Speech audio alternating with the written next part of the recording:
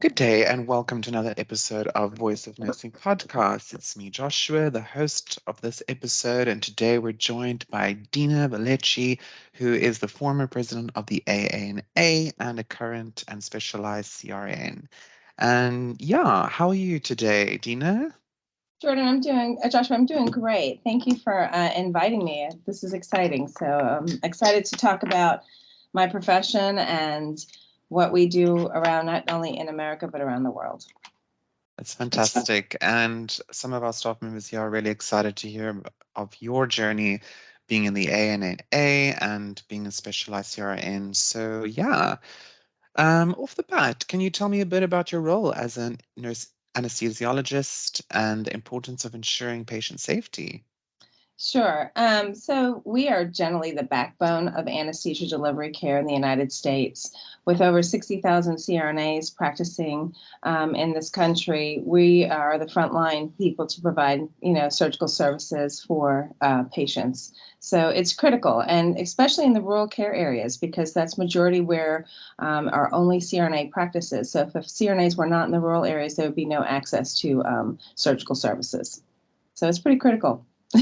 All right. And tell me some of the challenges and opportunities that you encountered in your profession as an anesthesiologist.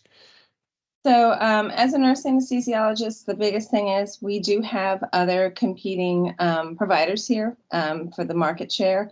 So, there's always, unfortunately, a political battle that goes on with who controls whether we can practice full scope of practice or not. So, there's always those hurdles on a more legislative level when you deal with laws, rules, rulemaking. Other than that, the other biggest challenges that we've seen was really more of supply and demand, especially with COVID. We had a lot of shortages. We still see shortages on medications, sometimes equipment. So that's it's always keeping you on your toes. Essentially, you can do anesthesia. Anesthesia is an art, so you don't have to do it all one way.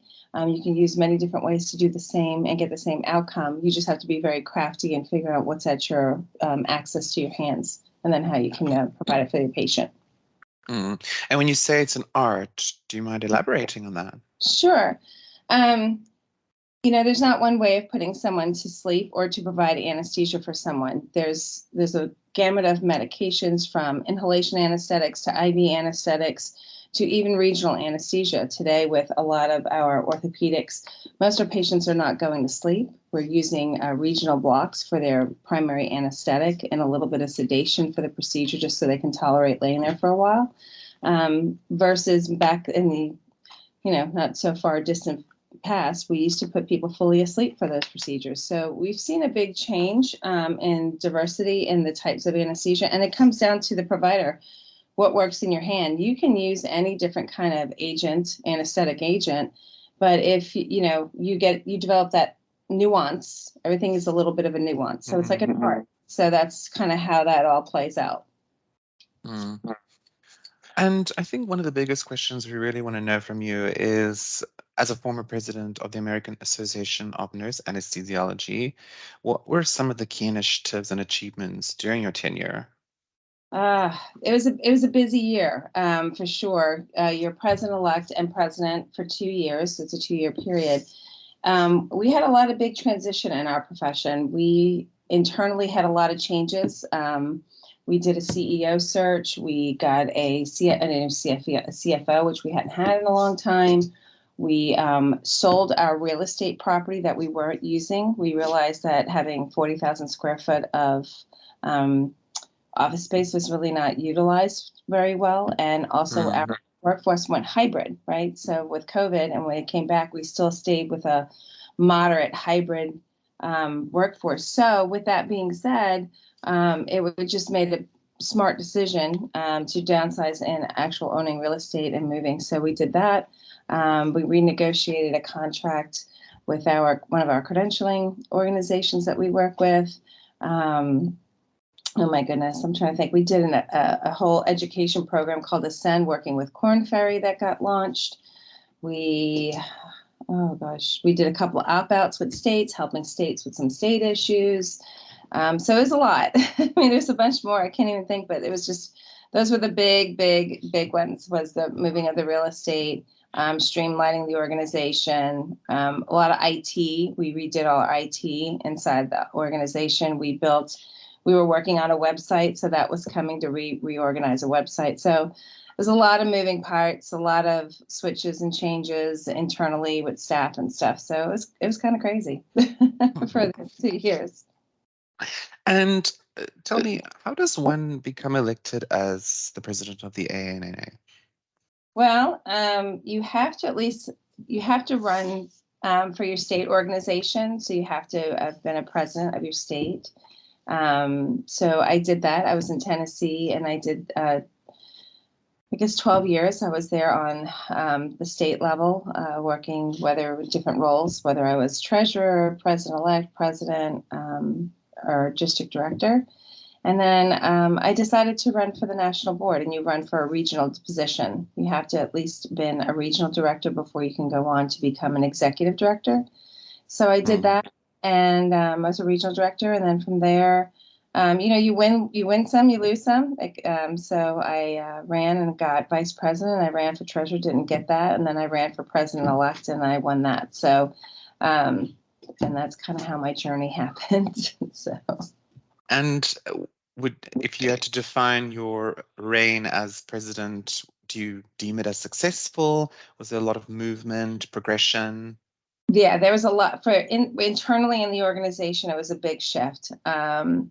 We had a lot of antiquated things that we needed to change and do, and we did that internally. So it was a very big inflection point in the shift of the internal working of the organization to include, for the first time for us, hiring a CEO that was not a CRNA, that was very nonprofit organization focused and knew how to get us out of our own way.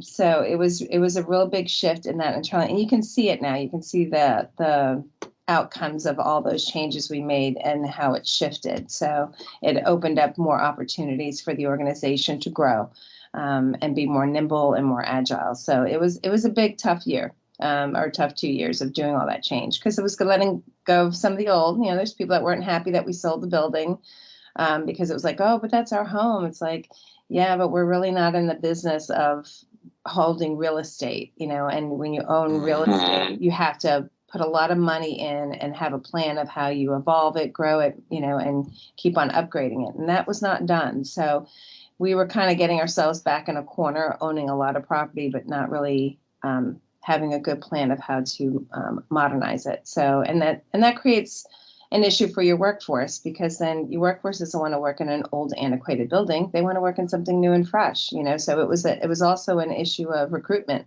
and retention of our own employees. So it was a big shift to change from that cold business mindset to, there's a lot of emotions that were tied to holding that real estate. So yeah, it was a lot. It was a lot. And did you have to put your CRNA profession on the back while in your tenure? Well, so I didn't in the first few positions I had, but the last one as president-elect president.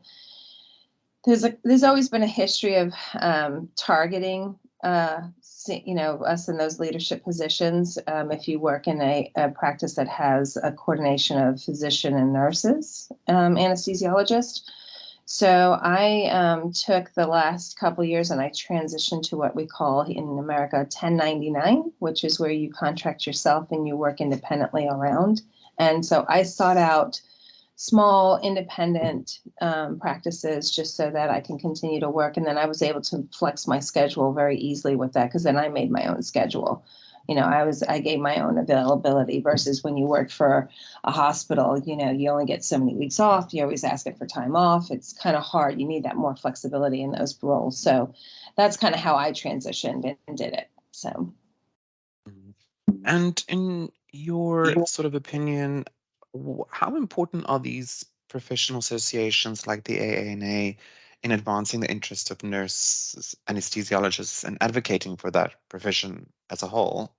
It's kind of critical, and it's critical not only on in America, but it's critical on the international level. We do have an organization called the International Federation of Nurse Anesthesiologists or Nurse Anesthetist. and it incorporates all the countries around the world. And they're in their own processes of trying to get their own autonomy and their own scope of practice increased and stuff. So it's critical, because if you're not doing it, these organizations are not doing that, then there's nobody that's going to advocate for you. You'll lose your practice rights. You'll lose the ability to work to your full scope of practice. So it's critical. Okay. Yeah, I can imagine though. But let's take it back a little bit. You've had a very impressive career and have done amazing things from what I've seen, what I've heard.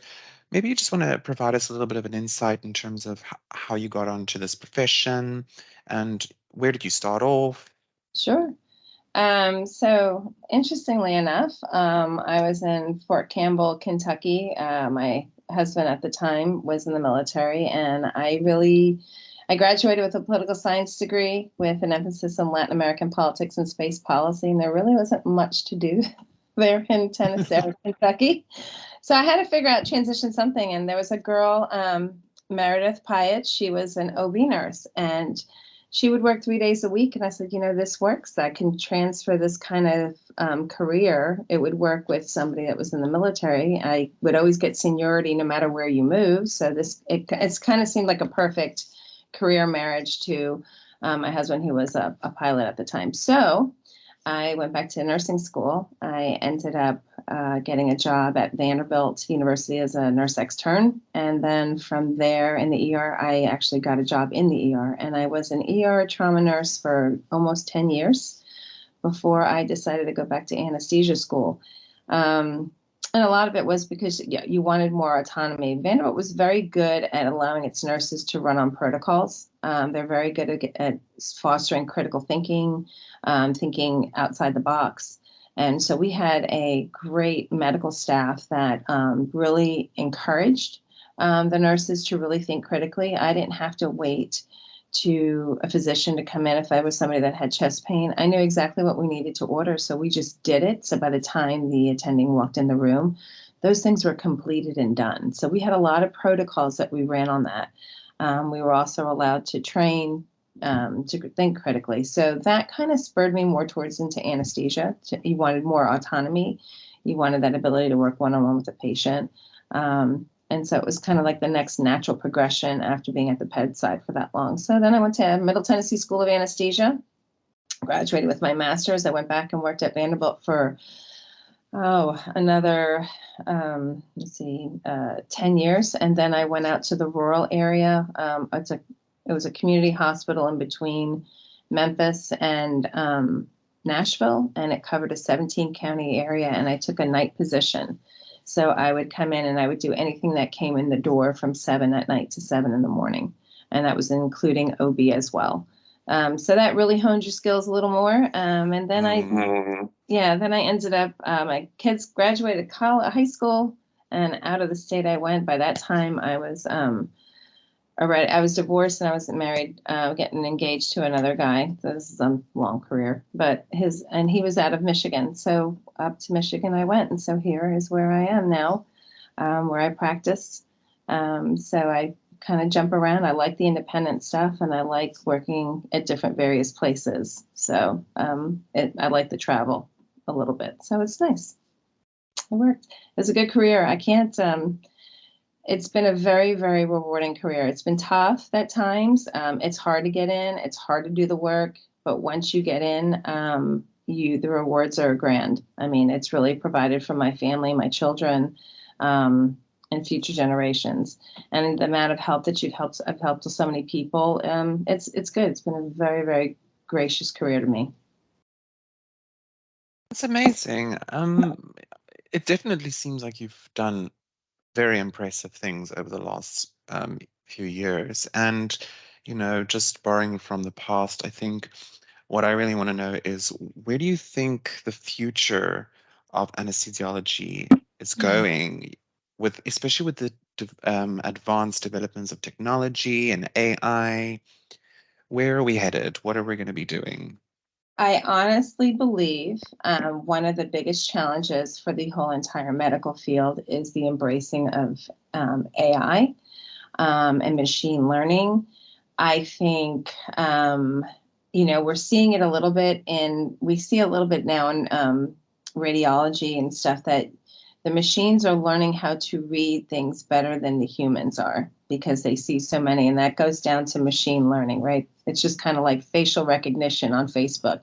You tag your face so many times, now it can automatically pop up and like, oh, that's Dina, the machines are, we're going to have to learn how to work with them. I don't think you can replace the human impact on providing medicine or providing anesthesia services. I don't think you can do that, because you have to be that vigilant in the sense of, there's something to be said. Machines are great, but the human critical thinking and the human eye on the patient is not something that I think can be replicated.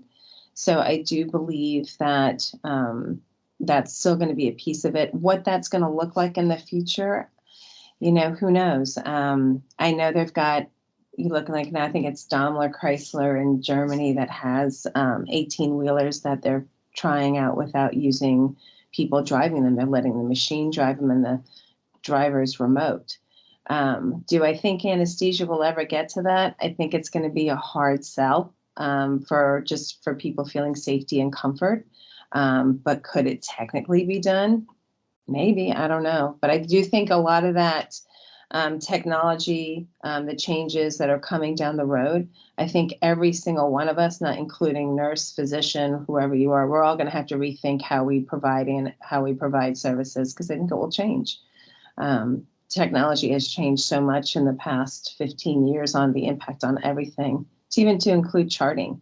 Most places are now computer charted, and you can see things so much different than what you used to do from a paper chart. So, I think it's going to be critical. I think the hardest challenge for all of us is going to be, how do we adapt with that change? How do we carve the next niche out for how we are going to be value added in that piece? And that's going to be a challenge. Yeah, it's very interesting because I'm located in South Africa, and we're currently a developing country. And, our healthcare system is contentious at times and good at times. And we're not really dealing with the inception of AI too much here in South Africa. But, just hearing your point of view about AI, how does that impact jobs? I'm sure that the job market is scarce because of these new AI and technologies are intercepting.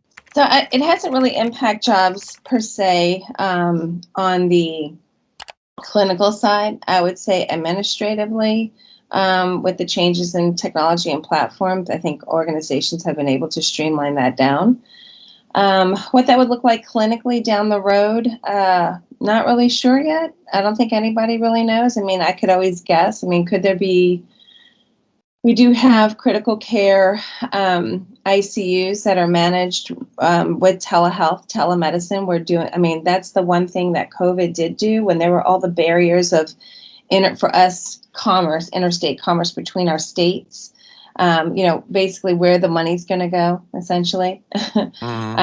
When COVID, because we're a private, we do private insurance here. That's how America is run, on private insurance. There's really no socialized government except for the military. So they had to figure out the interchange between the states. Like, how does that work?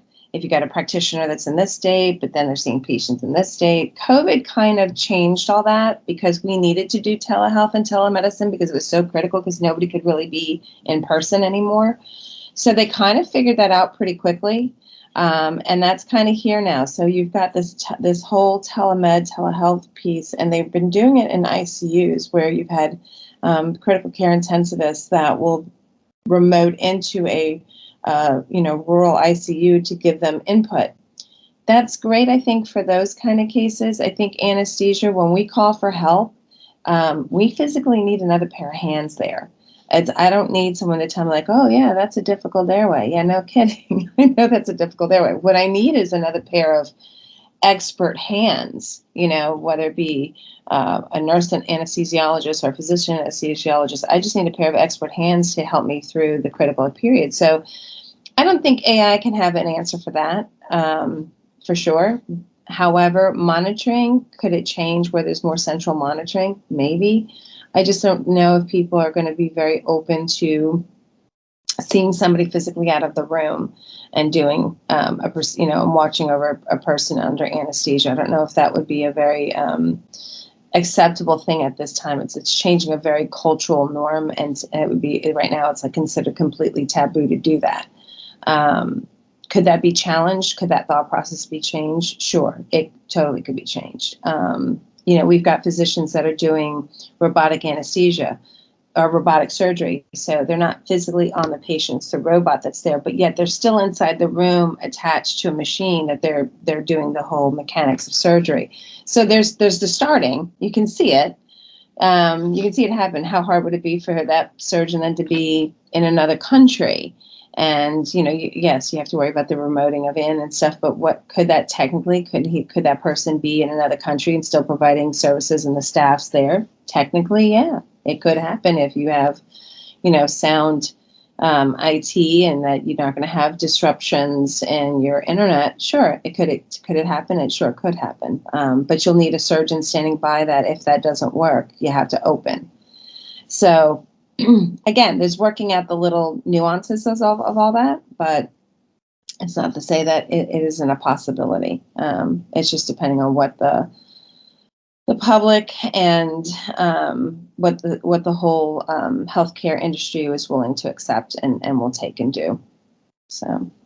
Yeah, and I think from my perspective, because I also work a lot with AI tools, I think it just helps people do their job more effectively. But I'm also thinking there's also re-education, skill development that comes with just having AI intercept our jobs. But Dina, I think one of the core things we try to do on this channel is really educate newbies who come into the world of nursing and healthcare as a whole. And I really want to know, and if the listeners need to know, what are the memorable experiences and cases of your career that highlight the true and crucial role as an anesthesiologist in patient care?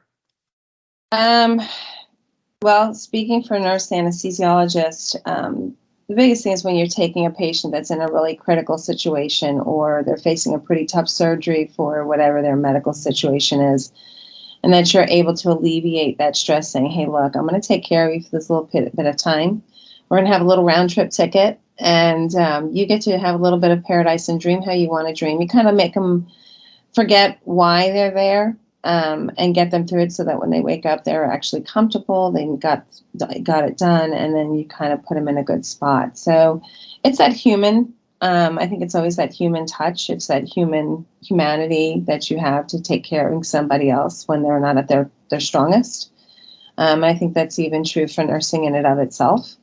I think a lot of people that go into this profession is the need to serve. I think that if you really boil it down deep down inside of everybody, it's the joy of taking care and helping others.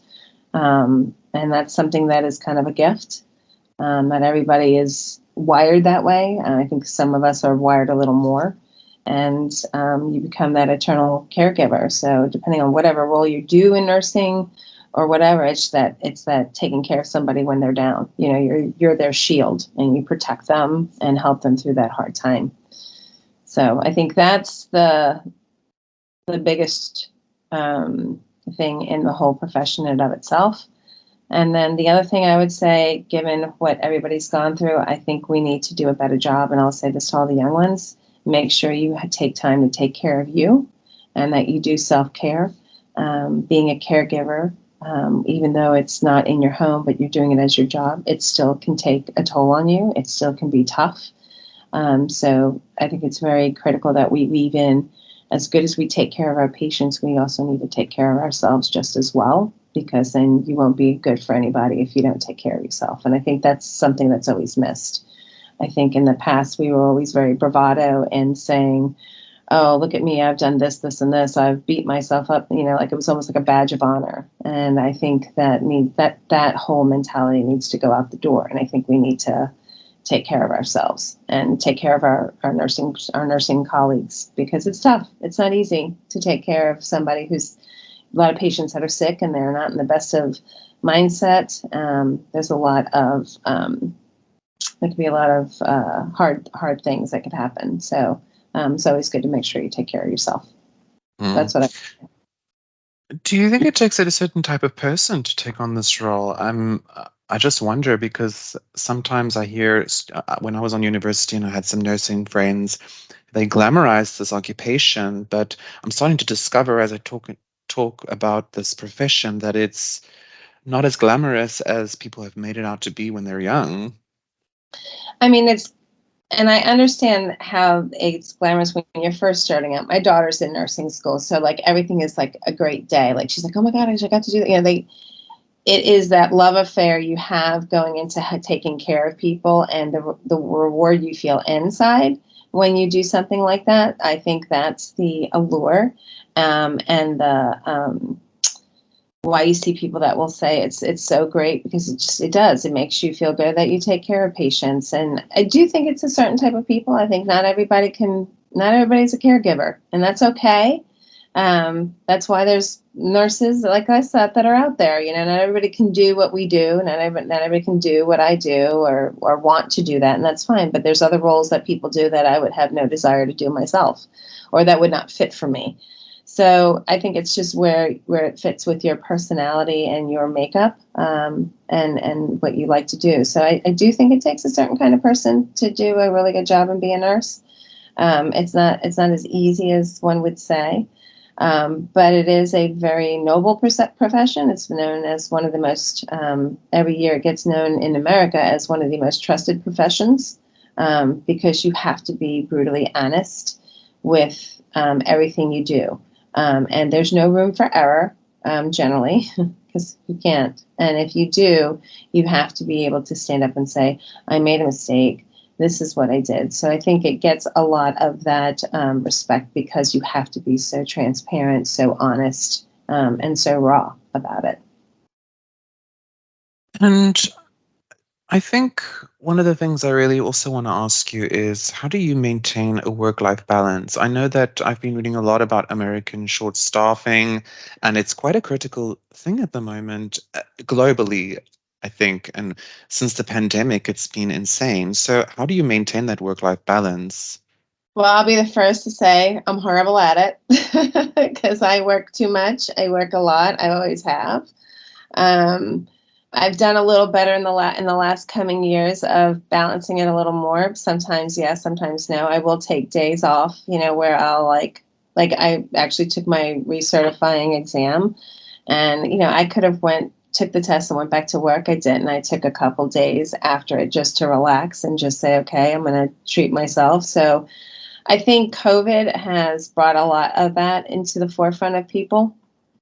But the shortages are real here in America. I mean, every day I'm getting texted by some recruiters saying, hey, I have this job, I have this job, but everything, it's a pendulum in this profession, even with shortages. Right now we're hitting a significant, severe shortage, but eventually it does swing back. When it will, it depends on how everything gets adjusted. We'll see with volumes of surgeries or how things get switched on that end versus, how many more people enter the profession. There's never a shortage. There's always all the schools are full. All the schools have, there's not a shortage or empty seats in any of the nursing schools or anesthesia schools. We have usually for anesthesia schools, we have 3-to-1. So you'll have 3 applications for 1 slot. So, the people are still coming into it. We'll just definitely have to expand, but our biggest thing is our aging workforce. We do have a large, significant amount of CRNAs that are aging out, like the baby boomers. You're starting to see that impact on the profession as well, and even in nursing. You have a lot of baby boomers that are now in the retirement age, and now they're walking away from the bedside. It's time to retire. So that's a big gap to fill. So that's challenging. And I think that's challenging everywhere around the world and around the country, is dealing with that. Hmm. So to end this interview off, I want to ask you one fun question. Okay. So if you could meet anybody in the world, who would that be? Oh, my goodness, that's a tough one.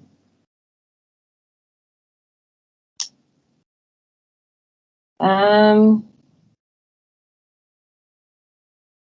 oh, it's the girl from Afghanistan. It starts with an M. I just saw her picture of her. She's a big human rights advocate, but she did it at a very young age. She's just very powerful. Mahalia, I think her name is. All right. I think, yeah, somebody like that. It's just so hard. There's so many other people, that have done such incredible things, but I think those are the ones that, those kind of adversity, you come out of a place that did not want her to be educated, didn't want her to speak up, and she survived an attack and gotten shot in the head, and then today she's one of the biggest human rights and speaking up and speaking out. So I have a lot of respect for that. Was she the one that took her sari off and burned Yeah. it? Yes, I know who you're talking about then. Yes. She's, again, she's very, she's speaking out against what's not right, for women. So I have a lot of respect for that because she's going against a lot of cultural norms and religious norms. And that's hard to do. That's really hard to do. Well, that's very lovely. I probably wouldn't be able to clamp down on one person. I think I'd like to meet Mark Twain or Charles Dickens. Oh, I didn't even think about anybody that passed. Oh my goodness. Are you kidding? There's too many. There's too many. There's Absolutely. Well, thank you for joining, Dina. I really had a lovely time chatting to you. Where can we find you on socials? I'm on LinkedIn. Is where I'm usually at. LinkedIn under Dina Velocci. And then on Facebook, I just kind of keep it private to family and friends. Perfect. I don't do a whole lot there. So. All right. Well, thank you for tuning in to the Voice of Nursing podcast. We hope you enjoyed this episode and catch us later for another episode. Bye. Bye. Thank you.